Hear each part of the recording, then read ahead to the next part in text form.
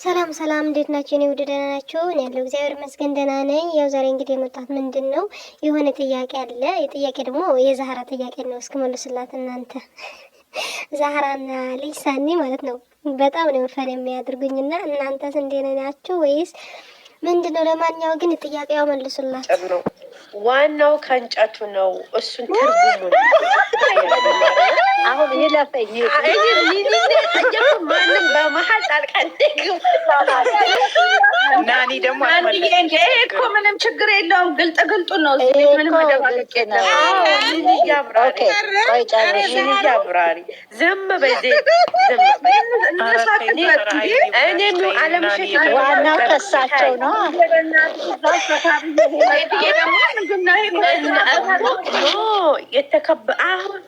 እኔ እኮ የተከበረ አልተከበረ ምን አመጣው? እኔ ይህን ጥያቄ እንዳያሳለፈችው የአነጋገር ዘይቤ ነው ይሄ እኮ አሁን ዋናው ግንድ ማለት አሁን እኔ ሁሉንም ልመውታቸው ነው። ስሚ እሳቸው እኮ ኤክስፕሌን አደረጉ። እኔ እነዚህ ሰዎች ልጆች ተረጋጉ።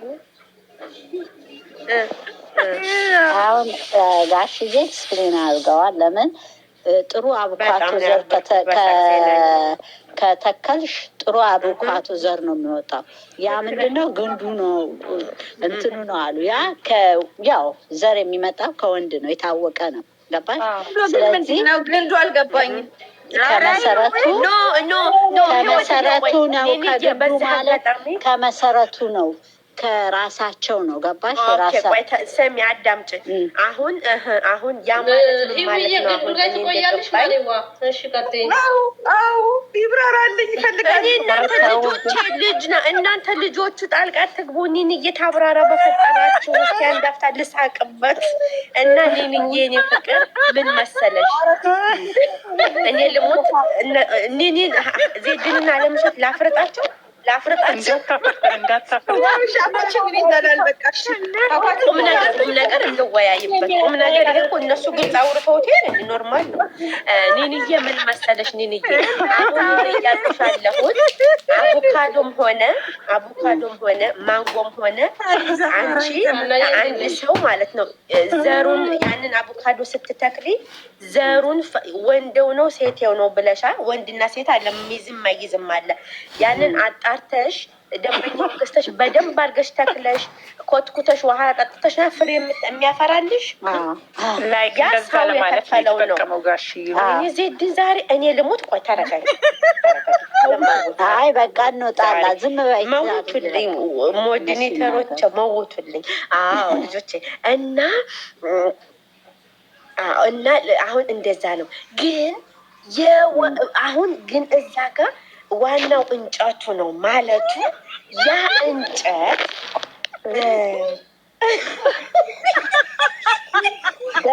እሳቸው አነጋገራቸው ነው እንጂ ላሉት የፈለጉት ገንዘብ ብለሽ አትናገሪም እንዴ? ምንድን ነው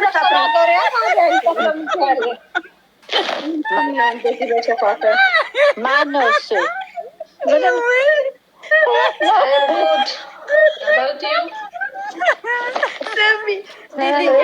የኔ ፍቅር እኔ እናንችን ነውራ ውጭ አሁን ያንጨት ማለቱ በደንብ አድርጎ ባለቤቱ ባለ እንጨቱ በደንብ አድርጎ መትከል አለበት ነው አማርኛው ተረጎ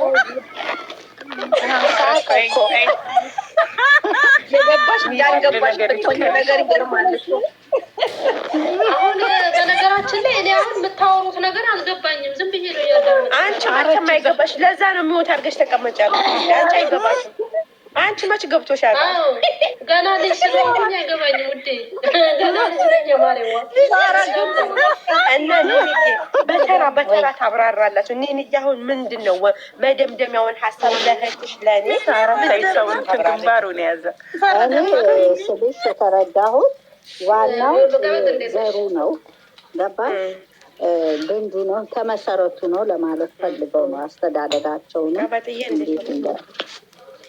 ምንድን ነው ያለውን ጥሩ ዘር መሆናቸው ጥሩ ቤተሰብ ጥሩ ፋሚሊ መሆናቸውን የተናገሩት። ያን ነው የተረዳሁት።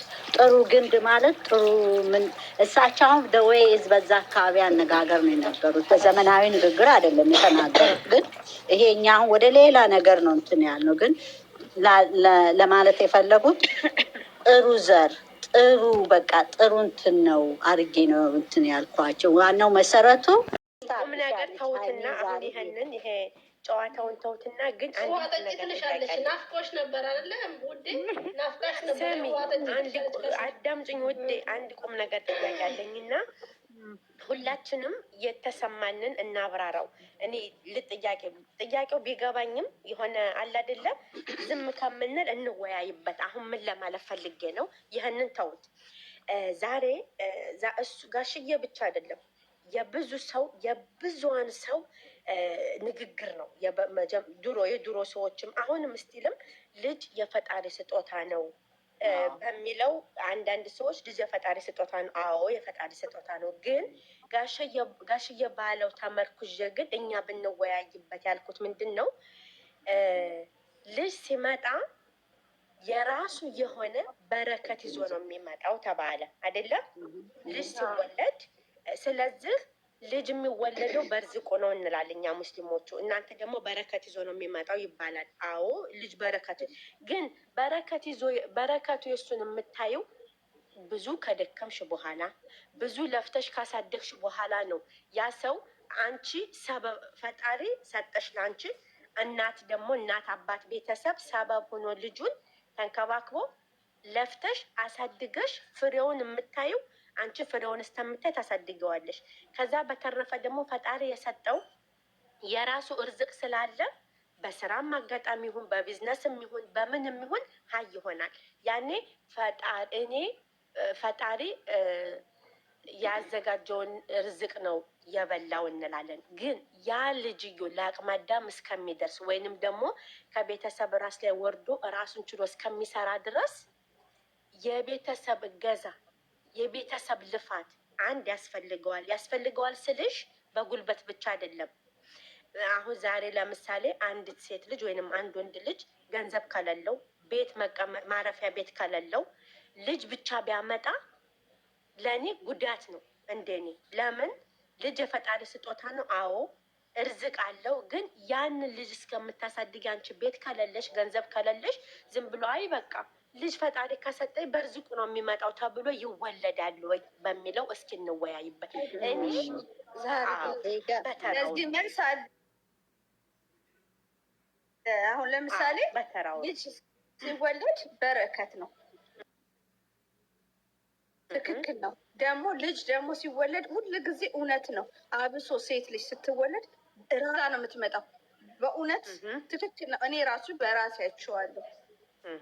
ልጅ ልክ እንደወለድኩ እኔ ገና ስራ እንኳን አልጀመርኩም። እሷን ስወልዳት እዚህ ሀገር እንደመጣን ነው በእውነት ማደጊያዋን ይዛን የመጣችው። ምንም እንደውም እኔ እንጃ ብቻ በረከት ነው የሚባለው። ሲሳይ ነች አብሶ ሴት ልጅ እና ትክክል ነው። ትክክል ናቸው። የዛህራ አጠያየቅ ግን እኔ እንደገባኝ ልጅ ርዝቅ ነው የሚባለው ለአቅመ አዳም ቤተሰብ ካደረሰው በኋላ ስራው ላይ አይደለም ነው ካደረሰ በኋላ ለአቅመ አዳም ከደረሰ በኋላ ነው ርዝቅ ሳይሆን ያልኩት ለአቅመ አዳም ወይንም ደግሞ ከቤተሰብ ራስ ላይ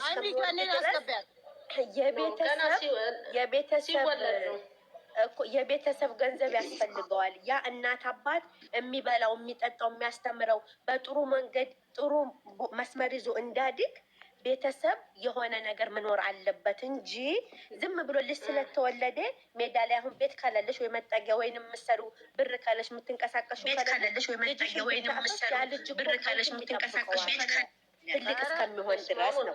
የእኔ ጥያቄ እሱ ጋር ብንወያይበት ነው። ስለዚህ በየተናኑ አሁን ይኸውልሽ ሂዊ እያለችሽ ያለችው ደግሞ ትልቅ እስኪሆን ሳይሆን ገና አህዱ ሁሉም እሷ በራሷ ያየችውን ነው። ሁሉም የራሷ ያየችውን ነው የሚያወራው። ማስጨርሽኝ ሲጀመር እኮ በረከት ነው። ልጅ እውነት ነው። ልጅ ሲወለድ እሱን እኮ አውቃለሁ። ሲጀመር አሁን ለምሳሌ በረከት ሲሳይ ነው ይባላል። ይኸውልሽ ስትወልጂ ወይ ስራ ከሌለሽ ስራ ኖሮሽ ምናልባት አጥጋቢ ስራ ከሌለሽ ያቺ ልጅ ስትወለድ የተሻለ ነገር የምታገኝበት ነው። ገብቶሻል? ምናልባት ቤት ባይኖርሽ ቤት የሆነ ብቻ አጋጣሚ ያለው እግዚአብሔር ሁሉን ነገር አስተካክሎ ነው የሚሰጥሽ እና ትክክል ናቸው፣ ትክክል ናቸው። ዛሬ ኦኬ ሁሉ አንቺ አሁን በራስሽ ባየሽው ነው። አይ ትክክል ብል አሁን በራስሽ ባየሽው እኔ በራሴ በጣም በጣም በጣም ዜድዬ የለ ሁላቸውም በተራቀል ዜድዬ እኔ መትወልጅ ያየሁት እኔ በረበገር ሽንት ቤት አንቺ ስለወለድሽ እሷ ህይወት ስለወለደ በልጇ ማይታው የወለዱትን ጠይቂ። እውነት ነው። በረከት ማለት በቤታቸው የወለዱትን ብትጠይቂ ሰላም ናችሁ? እንዴት ናችሁ? እንዴት ነሽ? እንዴት ናችሁ የኔ ውዶች የኔ እህቶች? ሰላም ናችሁ? ዛሬ ደግሞ ብላችሁ ልጅ የወለዳችሁም ያልወለዳችሁም በልጅ መከራከር ጀመራችሁ። በእግዚአብሔር ስራ ይሄ ራሱ የጭንቅላታችን ምጥቀትን ነው የሚያሳየው። እዚህ ቤት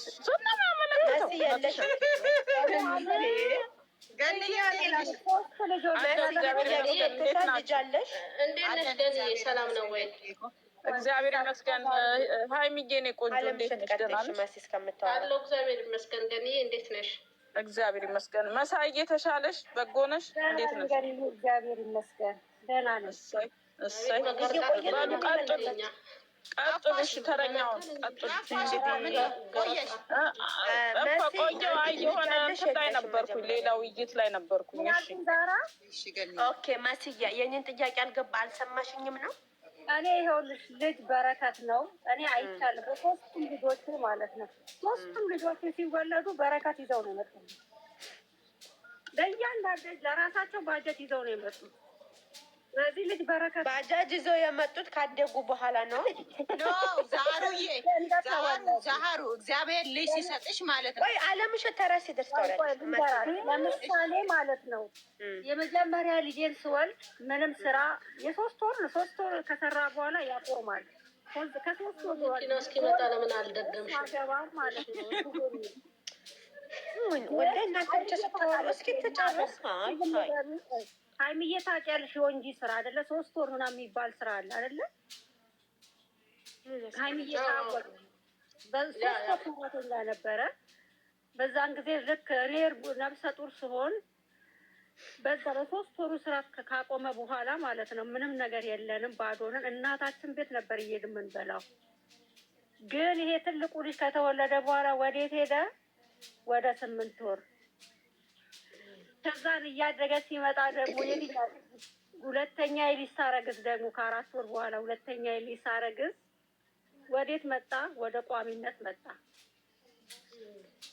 ሶስተኛዬንም ልጅ እንደዚህ ድጋሚ ከአረብ ሀገር ሄጄ ሳረግዝ ወዴት መጣ? ወደ ትልቁ ቋሚነት መጣ፣ ወደ መንግስት ስራ ማለት ነው። ለእያንዳንዱ ልጆቼ ባጀት አላቸው። ኦኬ። ስለዚህ እኔ በልጅ አምናለሁ በረከት እንደሆነ። ኦኬ፣ አመሰግናለሁ አለምሸትዬ። እሺ እኔ ቆንጆ እድሉ ስለተሰጠኝ አመሰግናለሁ። በ40 ስንት ሰው ነው ያለው?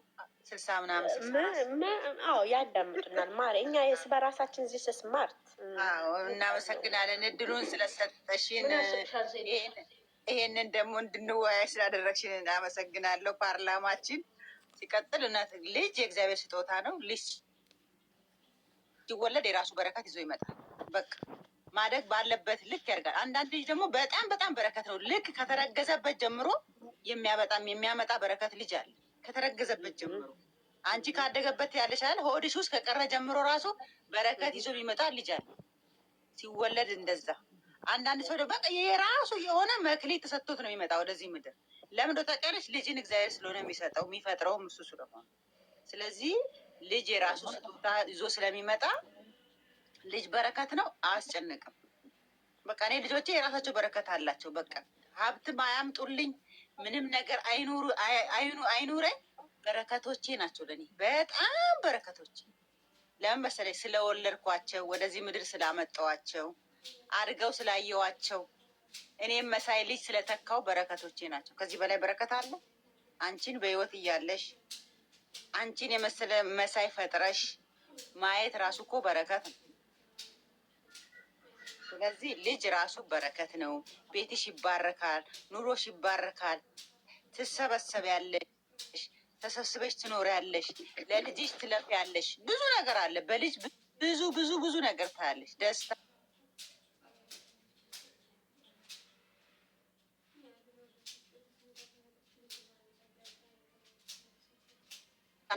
ሐዘንንም ችግርንም መከራንም በሽታንም ሁሉንም ታያለሽ። ግን እግዚአብሔር ይመስገን እያልሽ ደግሞ በበረከት ትኖሪያለሽ። ለምን የእግዚአብሔር ስጦታ ስለሆነ እና ዛሬ ይሄን ይመስላል። የኔ ሌሎቻችሁ ደግሞ ቀጥሉ። አመሰግናለሁ አለምሸትዬ። ኒንዬ የኔ ፍቅር ሜሮን አይቲንግ አይኖራትም፣ ቀብራራም የላትም። ኒንዬ የኔ ውድ ቀብራራ አላት፣ የ20 ዓመት ልጅ አላት። እኔ እናት ጠይቂያት በኋላ ተራዋ ሲደርሳል። እሺ ምን ነው እዚህ ላይ ጮሽ ዜድ መልሱ ላይ ተዘጋሽ። ቀጤና እናሳ ውዴ እናሳ ሆ ስሜታዊ ሆና እኮ ነው ያወራችው። እሺ ኒንዬ በረከት እንደሚባል ልጅም ራሱ በድሉ የሚባልም ልጅ አለሽ። ቀጥሉበት። አንቺ ታወራለሽ፣ እሱን እየሰማሽ ነው። ኒንዬ እኔ ፍቅር አወሪ ወይ እናንተ ልጆች አይሚ በጥባጫ ልክ ነኝ ሳሪ። ዛሬዬ ልጅ የራሱ እድል አለው። ሲረገዝ ጀምሮ የሚመጡ እድሎች አሉት።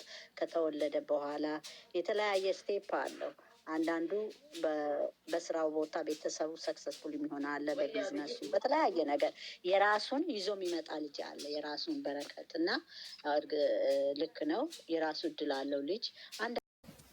ብሩኬ እዚህ ላይ ከእርሱ የተወለደች በጣም ምርጥ ልጅ ናት እያለ ነበር። አዎ ከምርጥ ምርጥም ከጀግናም ጀግና ከሴቶች በላይ የኔ ቆንጆ ሀይሚዬ